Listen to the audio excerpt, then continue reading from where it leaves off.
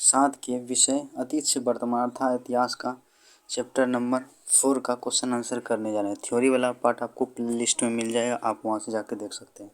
तो ये इसको स्टार्ट करते हैं। इसमें बोल रहा है सही जोड़े को बनाए, मतलब सही जोड़ा इसमें करने के लिए बोले। तो ये क्या था, मनसब क्या था, एक पद था जो अकबर ने इसका शुरू किया था। बैराम खां किसके साथ, अकबर का संरक्षक था। सूबेदार गवर्नर को कहा। जहांगीर न्याय का जंजीर, जहांगीर को क्या बोला जाता है, न्याय का जंजीर बोला जाता था। महाराणा प्रताप चित्तौड़गढ़ का था वो। अब नेक्स्ट क्वेश्चन है, इसमें बोला है रिक्त स्थानों को भरने के लिए। तो देख लीजिए इसमें यहाँ पे है। तो पानीपत का प्रथम युद्ध कब हुआ था, 1526 में हुआ था। और तृतीय युद्ध क्या हुआ था, 1761 में। इसमें क्या भरा जाएगा, 1526 इब्राहिम लोधी इसमें भरा जाएगा। यदि जात एक मनस्तार के पद और वेतन का अवरोध था तो वो सवार उसके देश दिखलाता था। क्या दिखलाता था, इसमें लिखा था सैन्य।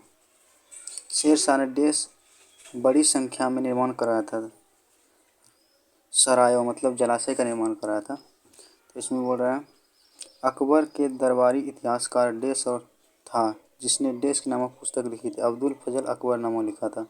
देखिए देश मुगल साम्राज्य की वास्तविक संस्थापक थे तो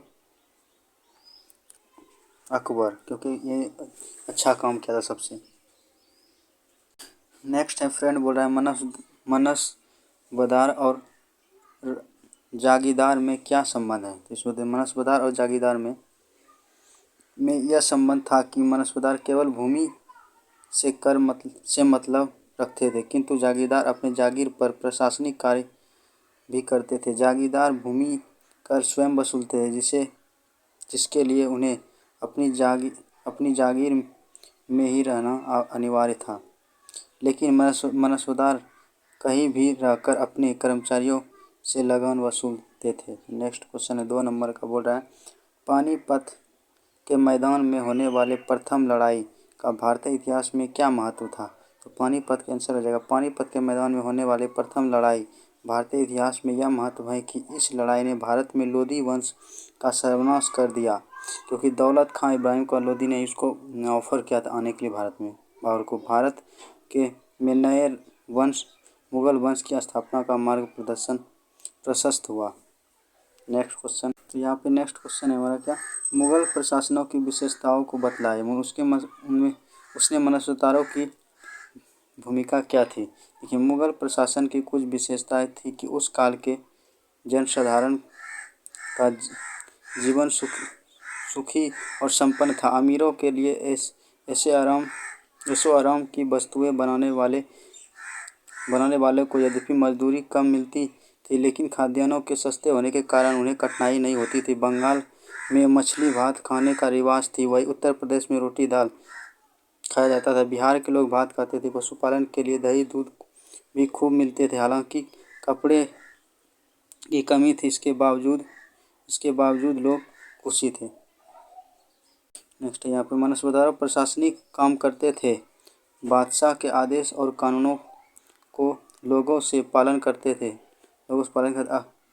आवश्यकता पड़ने पर ये बादशाह सैनिक मदद देते थे। मतलब मनसबदार तथा एक सैनिक का समूह था, जहाँ पे ज़रूरत पड़ता था वहाँ पे वो सैनिक रिलीज किया जाता था।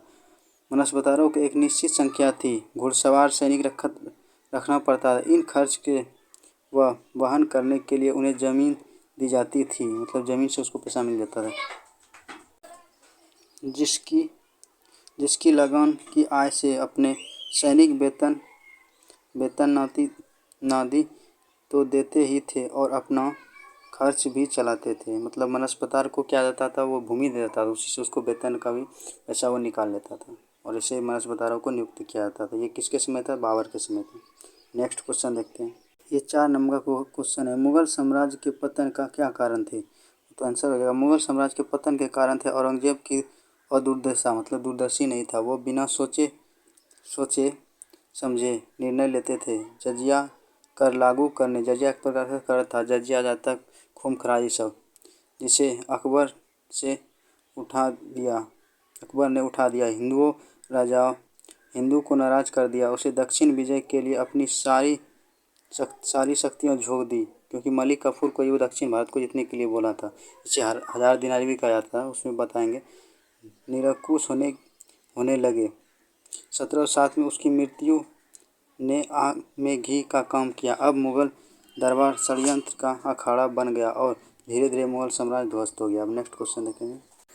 नेक्स्ट क्वेश्चन है हमारा भू राजस्व से प्राप्त होने वाले आय मुगल साम्राज्य के स्थायित्व के लिए कहाँ तक जरूरी थी।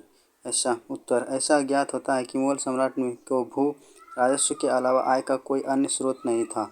शहर के शिल्पियों मतलब वहाँ पे जो बनाता था सामान शिल्पियों को कुछ कर मिल जाता था, लेकिन मतलब उससे कुछ कर मिल जाता, लेकिन वह दाल के नमक के बराबर थे। साम्राज्य मतलब बहुत ही कम मिलता था उससे टैक्स।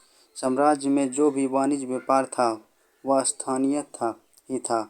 अंतः वाणिज्य कर भी नगण्य थी, मतलब नहीं के बराबर मिलता था वाणिज्य कर नगण्य थी। इसी कारण मुगल साम्राज्य के स्थायित्व के लिए भू राजस्व से प्राप्त होने वाली आय ही जरूरी थी। अब नेक्स्ट क्वेश्चन है हमारा 6 नंबर क्वेश्चन है मुगल अपने आप को तैमूर का वंश क्यों कहते थे। देखेंगे इसको। आंसर में जाएगा मुगल मंगोलों और तैमूर दोनों राजवंशों से संबंध था। देखिए यहाँ पे मंगोल और तैमूर दोनों में सबसे पावरफुल कौन था, मतलब ज़्यादा विजेता कौन था, तैमूर था मंगोल से अच्छा, इसीलिए वो तैमूर वंश कहलाना चाहता है। ऐसे यहाँ पे लिखा हुआ है, आप यहाँ पे देख के लिख सकते हैं। Thanks for watching this video देखने के लिए धन्यवाद। आप उसका थ्योरी वाला पार्ट का वीडियो ज़रूर देखिएगा उसमें प्लेलिस्ट में जाके।